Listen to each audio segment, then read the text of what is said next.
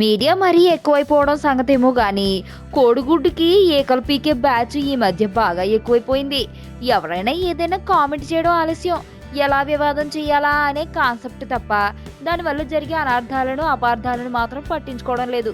ఇప్పుడు సమంత చేసిన ఒక కామెంట్ను అడ్డం పెట్టుకుని ఆమె కాబోయే భర్తగా ప్రచారం జరుగుతున్న చైతుతో వ్యవహారం బెడిసికొట్టే రేంజ్లో ప్రచారం చేస్తున్నారు. ప్రస్తుతం జనతా గ్యారేజ్కి ప్రమోషన్స్ చేస్తున్న ఓ కామెంట్ని సీరియస్గా కాకపోయినా సిన్సియర్గా చేసింది. ఎన్టీఆర్ లాంటి పెద్ద హీరోతో బృందావనంలో ఛాన్స్ అనగానే చాలా కంగారేసింది. అప్పటికి నేను తెలుగులో చేసింది ఏమాయ చేసావో ఒకటే, అది ఎక్కడో చెన్నైలో షూటింగ్ జరిగింది, అది కూడా చిన్న హీరోతో అనేసింది సమంత. ఇది శామ్స్ చేసిన కామెంట్. దీన్ని అడ్డంగా పెట్టుకుని చైతుని చిన్న హీరో అన్న సంగతి అంటూ చాలా మంది ఇష్టం వచ్చినట్లు రాతలు మొదలు పెట్టేశారు. ఏమాయ చేసావే 2010లో రిలీజ్ అయింది. అది చైతుకి కేవలం 2వ సినిమా మాత్రమే. మొదటి సినిమా జోష్ ఫెయిల్యూర్ తర్వాత ఈ చిత్రాన్ని చేశాడు నాగ చైతన్య.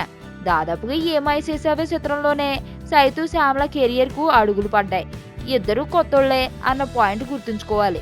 అలాంటప్పుడు చైతన్య చిన్న హీరో కాక పెద్ద హీరో ఎలా అవుతాడన్నదే అసలు విషయం. అసలు సంగతి తెలియని తెలుసుకోని వాళ్ళంతా చైతుని అవమానించిందంటూ రిలేషన్ మధ్య చిచ్చు పెట్టే పనులు మొదలు పెట్టేశారు. ఎప్పుడు అవే రాతలు కోతలు వివాదాలు. కాస్త ఆలోచించండి బాబులు. నేను ఆనంద్. ఈ భూమన్నా ఈ భూమి మీద ఏ సృష్టి అన్నా నాకు చాలా ఇష్టం.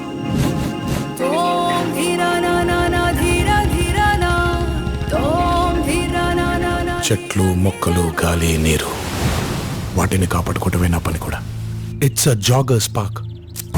213 చెట్లు ముంబైకి చాలా ఆక్సిజన్ సప్లై చేస్తుంది.